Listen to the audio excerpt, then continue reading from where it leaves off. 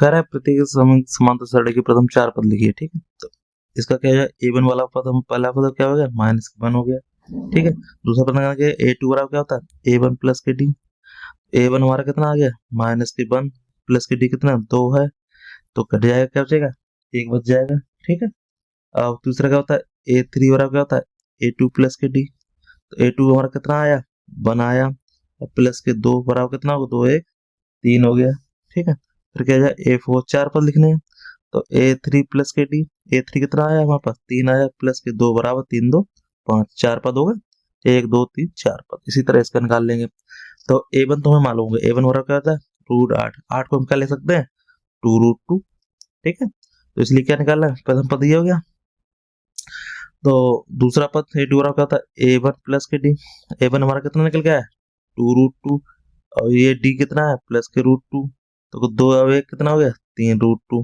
ठीक है, a3 बराबर क्या हो जाएगा, a2 प्लस के डी, a2 कितना निकला है, 3√2, प्लस के 2 जुड़ जाएगा, 3 1 4√2 हो जाएगा।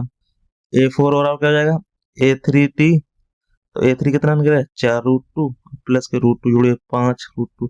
अब इनको हम लिख कैसे सकते हैं, देखो इसको हम क्या लिख सकते हैं, ये तो हमें लिखा हुआ है, इसको हम क्या लिख सकते हैं, √8 लिख सकते हैं इसको। तो इसको हम क्या लिख सकते हैं, इसको हम लिखते हैं 3 तो 9 दूनी 18, √18 लिख सकते हैं। इसको 4 चौक 16 दूनी 32, √32 लिख सकते हैं। और इसको क्या, 25 दूनी 50, √50 लिख सकते हैं।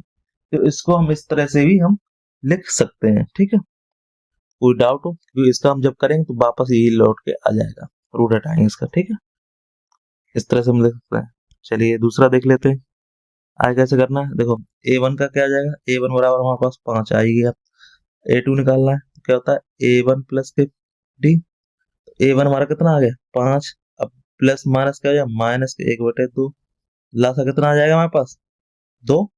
तो 5 दूनी 10, माइनस के 1 बराबर कितना हो गया, तो बराबर हमारा आ गया 9/2। उसको कह सकते हैं 2 चौकू 8, 1/2 लिख सकते हैं। ठीक है, अब क्या निकालना है, a3, तो a2 प्लस के डी, a2 हमारे पास कितना निकल के आया, a2 हमारे निकल गया 9/2 माइनस 1/2। ठीक, अब लासा कितना आ जाएगा, 2 लासा हो जाएगा, तो 9 माइनस 1 बराबर क्या आ जाएगा, 8/2, कितना रह जाएगा, 2 चौकू 8, 2 चौकू 8। फिर a4 पद क्या आ जाएगा, a3 प्लस के डी, इसका कितना आ गया, a3 का 4 माइनस के 1/2, तो क्या हो जाएगा, लासा इसका 2 हो जाएगा, तो 2 चौकू 8 माइनस के 1 बराबर 7/2। अब 7 का लिख सकते हैं 2 3 6, 1/2। हम इस तरह से भी लिख सकते हैं। किसी कोई डाउट हो तो वो हमसे जरूर पूछे। ठीक है, इस तरह से भी हमारे पद निकल आए। ठीक, चलिए नेक्स्ट देख लेते हैं, इसको कैसे लिखना है। तो a1 बराबर हमारा क्या पद हो जाएगा, 13 हो जाएगा। a2 बराबर क्या हो जाएगा, a1 प्लस के डी। a1 हमारा कितना कितना आ गया, 13, और डी कितना, माइनस के 3 बराबर क्या रह जाएगा हमारे पास, ये हमारे पास रह जाएगा, हमारे पास 10 रह जाएगा। 13 में से 3 गए 10 हो गया। तो a3 बराबर क्या हो जाएगा, a2 प्लस के डी। तो a2 हमारे पास कितना है, 10 माइनस के 3 क्या रह गया हमारे पास, ये 7 रह गया। तो a4 बराबर क्या हो जाएगा, a3 प्लस के डी, ये कितना, 7 माइनस के 3 कितना रह गया, 4 रह गया। तो इस तरह से इसके आंसर आ गए। चलिए नेक्स्ट देख लेते हैं। नेक्स्ट में क्या है, यही। तो a1 बराबर क्या हो जाएगा, माइनस के 2 हो जाएगा। a2 बराबर क्या हो जाएगा, a1 प्लस के डी। तो a1 की वैल्यू कितनी है, माइनस के 2, और इसकी वैल्यू -4 बराबर क्या हो जाएगा, -6 हो जाएगा। ठीक है, -6। तो a3 बराबर क्या हो जाएगा, a2 प्लस के डी। a2 की वैल्यू कितनी, -6, और ये -4, 6 4 10, -10 हो जाएगा।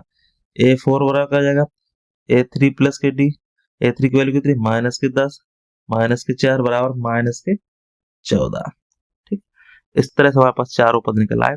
कोई भी डाउट हो तो हम पूछ सकते हैं। फिर मिलते हैं वीडियो से, वीडियो लाइक से जरूर करें।